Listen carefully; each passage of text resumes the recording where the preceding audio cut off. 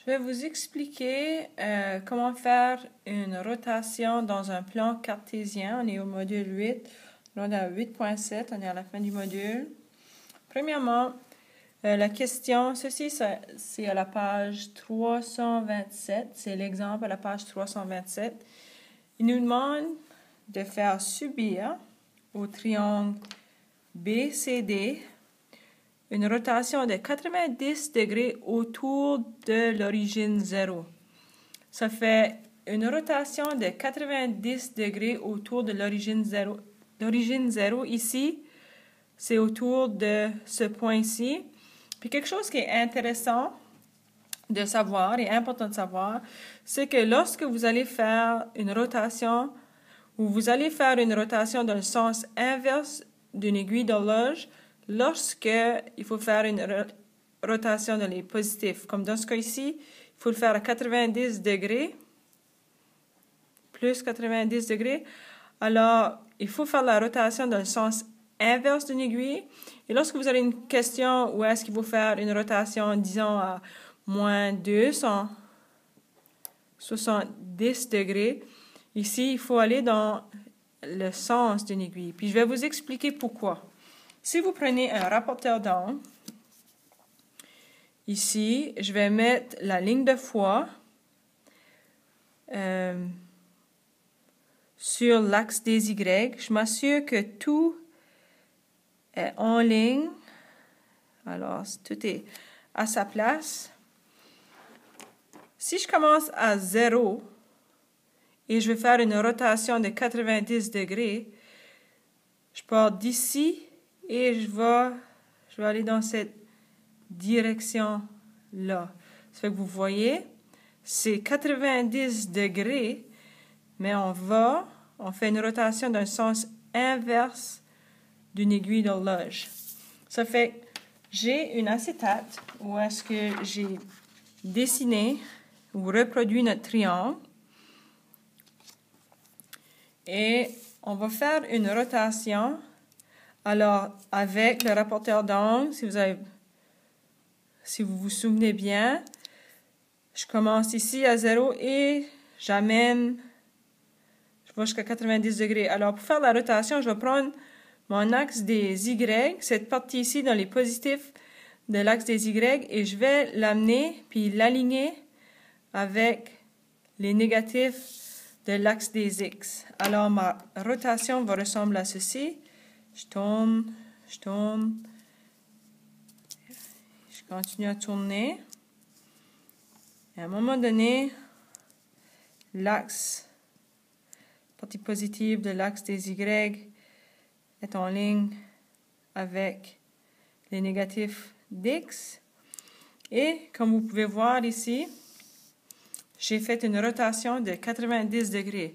Une fois que vous avez fait ça, c'est important de trouver c'est quoi vos coordonnées. Alors, ici, coordonnées, ici c'est moins 2, moins 8. Moins 2, moins 8. Ici, moins 4, moins 3. Moins 4, moins 3. Et pour le dernier, j'ai moins 6, moins 5, moins 6, moins 5. Et par la suite,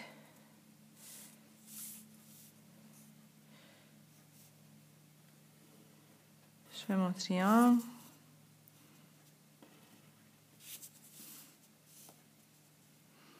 Il nous demande,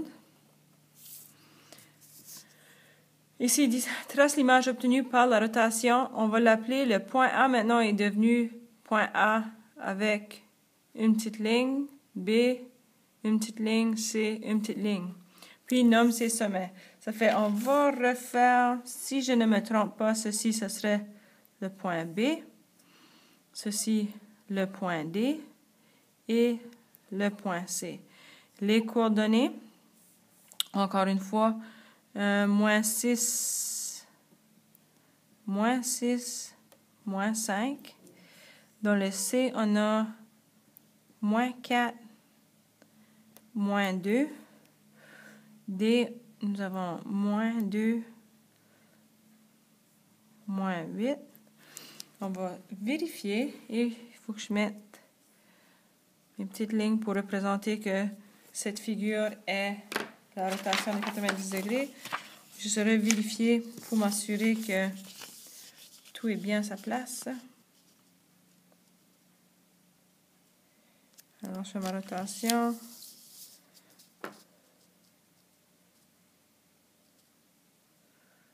Et c'est ça. On va voir si on peut trouver une régularité. Pas nécessairement. Au départ, ici, point C, moins 3, 4. Ici, on ne voit pas nécessairement une irrégularité. Peut-être que vous en... Attends, peut-être qu'il y en a une, puis je me suis trompée. Oui, je me suis trompée. C'est moins 4, moins 3.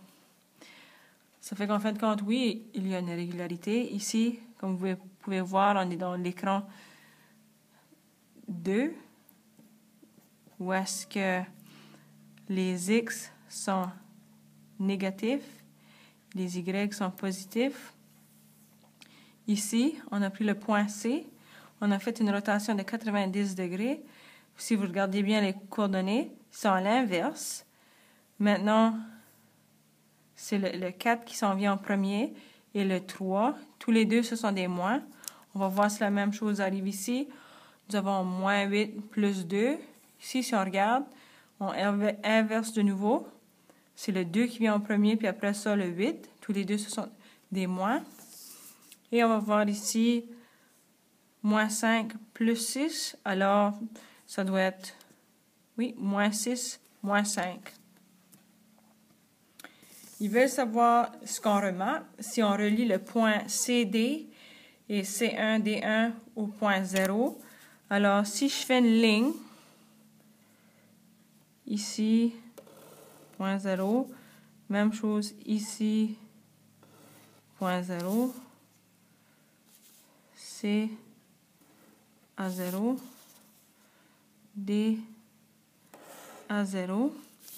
Ce qu'on remarque ici, si on mesure la distance entre D1 et 0 est la même que la distance entre D et 0. Alors, je mets mes petites lignes pour représenter qu'ils sont la même distance.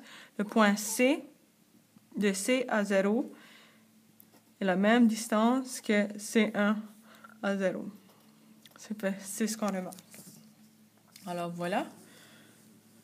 Maintenant, vous êtes équipés pour savoir comment faire une rotation.